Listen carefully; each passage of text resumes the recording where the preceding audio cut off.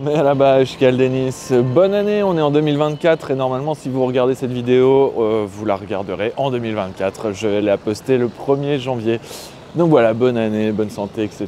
J'espère que tous vos vœux seront exaucés. Bref, dans cette vidéo, je voulais parler d'une chose. On m'en avait déjà parlé par le passé. On m'avait dit tu devrais parler des problèmes que tu as eu en Turquie quand tu as emménagé, les problèmes auxquels tu as été confronté parce que ça pourrait aider en fait plein de personnes qui vont venir ici pour habiter et pour ensuite s'épanouir dans le pays. Il m'est arrivé quelques galères et je vais en parler dans cette vidéo effectivement. Je ne vais pas parler de tout, mais je vais parler, on va dire, des gros points négatifs auxquels j'ai été confronté, on va dire. Donc dans un premier temps, le premier gros problème auquel j'ai été confronté, on va dire de manière assez systématique au début, quand j'ai commencé à vivre ici il y a 3 ans, ça a été les taxis à Istanbul. Parce que le problème des taxis, il est vraiment rattaché principalement à la ville d'Istanbul et pas forcément au reste du pays. Parce que j'ai déjà pris des taxis à Ankara, à Izmir, il n'y avait aucun souci. Mais alors à Istanbul, les taxis, c'est un vrai souci. Pour vous la faire courte, j'ai même fait une vidéo sur le sujet. J'ai fait plein de vidéos sur les taxis à Istanbul, mais il y en a une où je me suis fait presque agresser. Je vous la mets là, normalement, elle va s'afficher de ce côté-ci. Ou c'est de ce côté-là, je ne sais plus. Bon, bref, dans un des côtés de la vidéo, en haut à droite ou en haut à gauche. Et je ne vais pas revenir entièrement sur la vidéo, mais pour la faire courte, je voulais prendre un taxi. Le mec ne voulait pas me déposer où je voulais. Il parlait à peine anglais. En gros, de ce que j'ai compris, il me disait qu'il y avait trop de trafic pour aller là où je voulais aller, donc il ne voulait pas m'emmener. Et je lui ai dit, je faisais du tennis au moment-là, je ne pouvais plus marcher, j'étais KO, je m'étais claqué un truc quoi. Et voilà, je voulais qu'il m'y amène, peu importe le trafic, j'allais le payer. J'utilisais Google Translate pour lui expliquer bien la chose et tout. Et ça a duré pendant des plombes. Je vous laisse regarder la vidéo, je vous expliquerai plus dans le détail ce qui s'est vraiment passé dans cette vidéo. Allez la regarder. Et ouais, ça a été très compliqué, j'ai dû appeler la police, la police s'en est mêlée, c'est moi qui les ai appelés du coup. Ça a été vraiment un véritable enfer. Pendant un moment, j'ai même hésité à plus du tout prendre les taxis parce qu'à cause de cette histoire justement. Et au final, depuis cette histoire-là, c'était il y a environ 2 ans à peu près, je crois, un an et demi je crois. Ouais, non, il y a un an, quelque chose comme ça, bref. Je prends maintenant juste des Uber. Je prends plus en fait les taxis. Je lève ma main et il s'arrête devant moi dans la rue, je prends que des Uber sur l'application Uber et voilà, et c'est tout quoi. Parce qu'au moins, avec cette application-là, on est sûr, on est à peu près sûr du déroulé de sa course, vu que tout est enregistré par l'application, le prix, la distance, le kilométrage, enfin bref, tout quoi. La plaque d'immatriculation du taxi, etc., etc. Donc voilà, les taxis vraiment... Faites attention quand vous venez à Istanbul. Moi, j'en ai fait les frais. Ça n'a pas été si simple au début. Maintenant, ça va. Mais voilà, suivez bien mon exemple. Prenez Uber. Prenez une autre application. Genre Bitaxi, WeTaxi, c'est des applications pour taxi ici en Turquie. Parce que voilà, si vous prenez un taxi dans la rue, il peut vous arriver ce qui m'est arrivé. Et c'est franchement très désagréable. Très, très désagréable. La deuxième grosse galère à laquelle je me suis confronté, ça a été le changement d'appartement. J'avais pas prévu de changer d'appartement, mais alors absolument pas. Là, je suis dans cette résidence, ça va faire 2 ans au mois de mai 2024. Et avant cet appartement-ci, j'étais dans un autre appartement qui était situé dans le quartier de Mecidiyeköy, Gertepe, entre Gertepe et Mecidiyeköy pour les gens qui connaissent la ville d'Istanbul. Quartier très central et moi, ça me plaisait énormément. Seulement, le propriétaire a eu la riche idée en fait de me dire en mars 2021 du coup, en mars 2022, que monsieur, vous n'avez pas payé les charges pour janvier, février, mars, donc il faut que vous les payiez, sinon on va entamer une procédure, machin. Moi je lui ai expliqué que les charges, je les payais, elles étaient déjà dans le loyer, elles étaient comprises dans le loyer. Il me disait non, pas du tout, ça a changé. À partir de janvier 2022, on a changé, machin, on ne vous l'a pas dit, on a oublié, mais bon bref, on est en mars et vous devez payer cette somme. Et c'était une somme conséquente, plus de 10 000 livres turcs. D'ailleurs, au passage, ridicule cette somme parce que je ne suis pas quelqu'un qui consomme énormément en termes d'énergie, d'électricité, etc., vu que je vivais seul là-bas. Donc 10 000 livres turcs pour 2 ou 3 mois de charge, je ne sais pas comment ils s'y sont pris. Ils ont dû trafiquer les chiffres, je sais pas, hein, mais moi je ne payais pas ce prix-là. Avant janvier 2022, les charges, je les payais toujours aux alentours de 300-400 livres turcs. Donc sur 3 mois, 10 000 livres turcs, c'est dément. Donc voilà, il a essayé de me foutre à la porte pour qu'ensuite, ça c'est un truc très commun ici en Turquie, enfin à Istanbul surtout, depuis quelques temps. Les propriétaires veulent en fait élever les loyers. Et pour élever les loyers dans leur appartement, ce qu'ils font, c'est qu'ils trouvent un moyen, légal ou pas légal, en fait, pour virer le locataire, pour qu'ensuite le loyer soit rehaussé. Et bah moi, il a trouvé cette idée-là, comme quoi j'avais pas payé de charges ou quoi. Donc j'avais 3 possibilités, soit je payais une somme démente, soit je quittais l'appartement sans payer, mais il fallait que je trouve un appartement vite, quoi. Ou soit j'entamais une procédure avec un avocat et tutti quanti, et c'était absolument pas dans mes plans de faire marcher la loi et la justice, alors que bon, moi je suis ici, enfin j'ai pas envie de me prendre plusieurs mois, plusieurs années même de prise de tête sur un truc pareil. Pour moi c'était juste ridicule, et s'il avait envie de lever, de rehausser le loyer, bah, qu'il le fasse et grand bien lui en fasse, et moi je me casse et puis voilà quoi. Il fallait que je trouve un appart rapidement. Donc tout ça a été très compliqué, ça a été une période très compliquée. De, on va dire, mars 2022 à mai 2022, pendant 1 mois et demi, 2 mois, quitter l'appartement, trouver une camionnette de location pour les meubles et compagnie, trouver aussi un nouvel appartement avant tout ça, donc ça implique le fait de visiter beaucoup d'apparts et compagnie, quoi. Ça a été très compliqué, très chiant, vraiment chiant, parce que se loger ici à Istanbul, c'est un enfer. Dû au fait principalement que les propriétaires, justement, ils vous virent, ils vous virent d'une manière ou d'une autre très souvent. Ils trouvent un moyen de vous virer pour retrouver un locataire derrière et faire rehausser le loyer, quoi. Donc voilà, je touche du bois pour le moment, mais voilà, ça a été très compliqué aussi. Renouveler aussi mon visa touristique. Alors déjà l'obtenir dans un premier temps, quand il y a 3 ans j'ai emménagé ici, j'ai fait une première demande de visa qui a été vraiment pas simple, parce que j'ai fait ça tout par moi-même, on va dire, tous les papiers, le nécessaire, quoi, plutôt que de passer par quelqu'un qui fait ça, qui fait ces démarches-là pour vous. Ça a été très compliqué parce que franchement, là où je suis allé, le centre des visas, personne parlait anglais. C'était ma première demande de visa, je ne savais pas trop où j'allais, où je mettais les pieds, je ne savais pas si ce que je faisais était bon ou pas bon. Je suis allé dans un premier temps au centre des visas qui est situé à Esenyurt, c'est très loin à l'ouest de la ville, c'est quasiment à l'extérieur d'Istanbul, et pour aller à l'extérieur d'Istanbul, il faut y aller, quoi. Il y a des dizaines de kilomètres, et j'y suis allé une fois pour rien parce qu'il me manquait apparemment un papier ou quelque chose, et donc ils m'ont dit de repasser dans 2 semaines, enfin 2 semaines après. Tout a été un processus ultra lent, ultra compliqué, ultra stressant.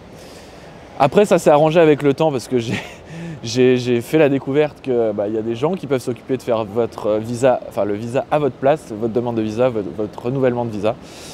Donc j'y suis pas allé par 4 chemins, j'ai choisi cette option-là pour les renouvellements de visa que j'ai fait ensuite, et ça a été 1000 fois plus simple.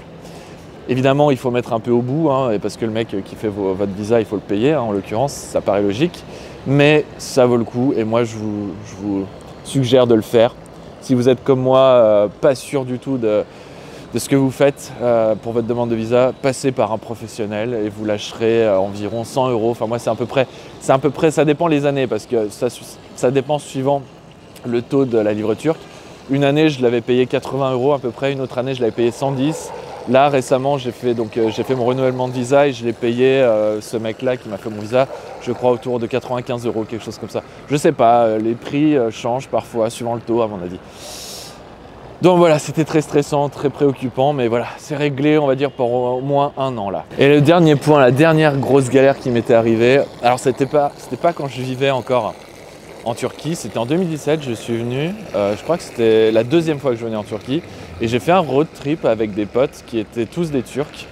On est passé par divers endroits à travers la Turquie, c'était absolument magnifique comme aventure, quoi, comme souvenir que j'ai. Et il nous est arrivé un truc, principalement à une fille du groupe, une pote à moi. On s'était arrêté dans un camping qui était situé dans la ville de Kaş. Pour les gens qui connaissent, c'est à côté d'Antalya, c'est pas très loin, une 60aine de kilomètres à peu près. Et c'était à la fin de notre périple. Moi, j'étais claqué parce qu'on avait passé 3 semaines faciles sur la route. Et ils voulaient faire une soirée. Moi, j'étais pas chaud. Je leur ai dit, je vais rester au camping. Je vais roupiller, quoi. J'étais vraiment mort. Et en plus, il me semble que j'étais un peu malade à cause du soleil qui tapait énormément.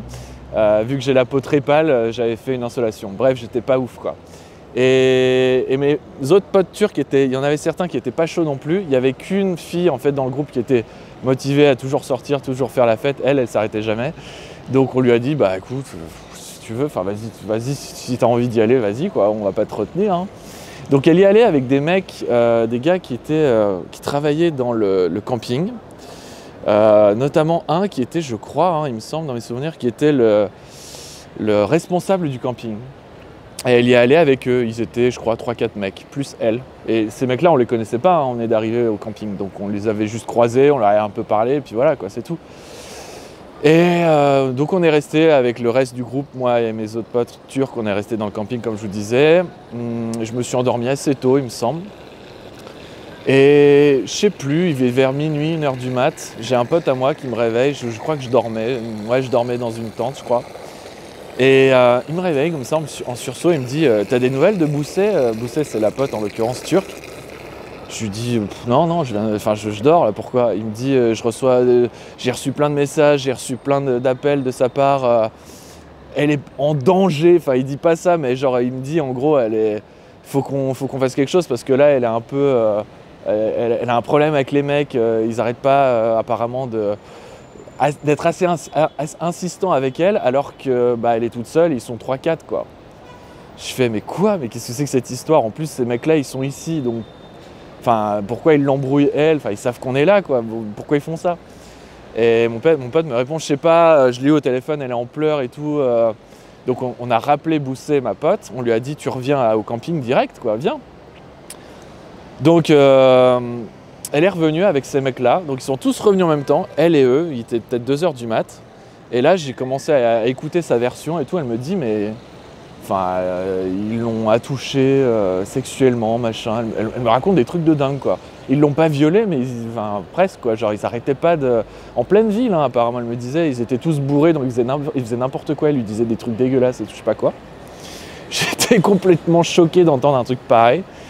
Bon, sur le coup, je sais pas comment réagir, donc je l'écoute, je dis rien, tu vois.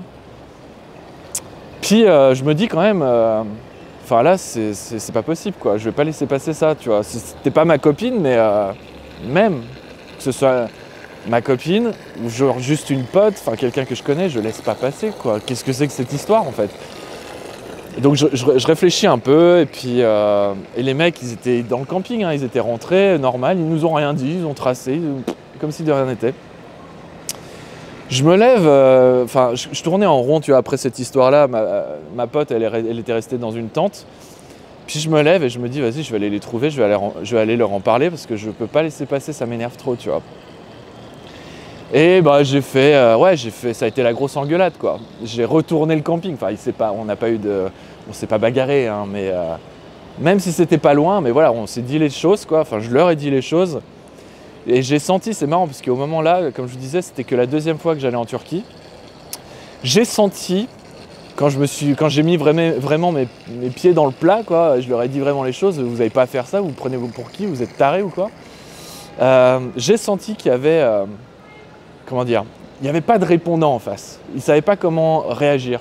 Et là, je me suis vraiment rendu compte que les Français, on a une autre façon, on a une autre approche au niveau des choses. Quand il faut dire les choses, on le dit vraiment différemment par rapport à la Turquie, quoi. C'est-à-dire que nous, on y va sans filtre, généralement. Hein, moi, je suis français, je connais beaucoup de gens comme moi en France, énormément. Je dirais la majorité des gens que je connais, les Français, on est pas mal comme ça. On dit les choses, quoi. S'il y a un truc qui nous emmerde, on y va quoi. On a généralement, en tout cas je trouve comparativement aux Turcs, on a beaucoup moins de filtres. On se met beaucoup moins de filtres, on se met beaucoup moins de barrières. Et je les voyais les mecs, ils étaient trop choqués, parce qu'ils étaient 3-4, j'étais seul. Ils étaient trop choqués que je vienne à leur rencontre et que je leur balance mes vérités quoi, à leur gueule quoi. Et je me souviens, il y en a un, il me sort un truc du style Mais attends, pour qui tu te prends? T'as cru quoi? On est en Turquie ici. Je lui dis bah ouais, alors on est en Turquie quoi? Il se passerait la même chose en France ou ailleurs, je m'en fous, je te dirais la même chose mec, j'en ai rien à branler qu'on soit en Turquie ou ailleurs, tu vois. Désolé des termes, mais rien que d'y repenser à cette situation, tu vois, ça me chauffe quoi. Bref, on s'est barré du camping ensuite, le lendemain matin, parce que c'était inacceptable ce qui s'était passé quoi. C'est pour ça aussi que j'ai fait un tollé. Genre le mec, il y avait un mec du groupe, parmi les 4 gars ou les 3-4 gars, je sais plus combien ils étaient, il y en avait un, c'était le responsable du camping. Et il n'y est pas les faits. Hein. Il m'a pas dit non mais c'est n'importe quoi, c'est faux. Genre je le voyais, il se sentait tout con en fait de ce qu'il venait de faire. Il n'y est pas les faits, comme quoi ma pote racontait n'importe quoi. Hein. Donc voilà, c'est quelque chose qui s'est passé. Je vous dis pas que ça arrive à n'importe qui tout le temps en Turquie, ce genre de choses. Moi, pour vous la faire simple, voilà, c'est principalement les grosses galères qui me sont arrivées en Turquie sur 3 années en vivant ici en Turquie, plus donc ce voyage-là en 2017. Et franchement, il m'est pas arrivé énormément de grosses galères à part ça, quoi. Et franchement, je trouve ça honnêtement supportable et tolérable. Et pour vous dire, il m'est arrivé presque plus de galères ces 3 dernières années avec des choses rattachées à la France comme les impôts, comme des trucs administratifs et compagnie, plutôt que des trucs vraiment rattachés au pays, la Turquie. C'est pour vous dire à quel point la France continue à me taper du sucre sur le dos, c'est ça l'expression, je sais plus. Bon bref, 3 ans après quoi. Donc voilà, je me sens bien en Turquie, j'ai pas eu tant de problèmes que ça dans ce pays. Comparé à des gens que je connais qui sont expatriés dans d'autres pays où eux c'est galère sur galère tous les mois, ils s'en sortent pas.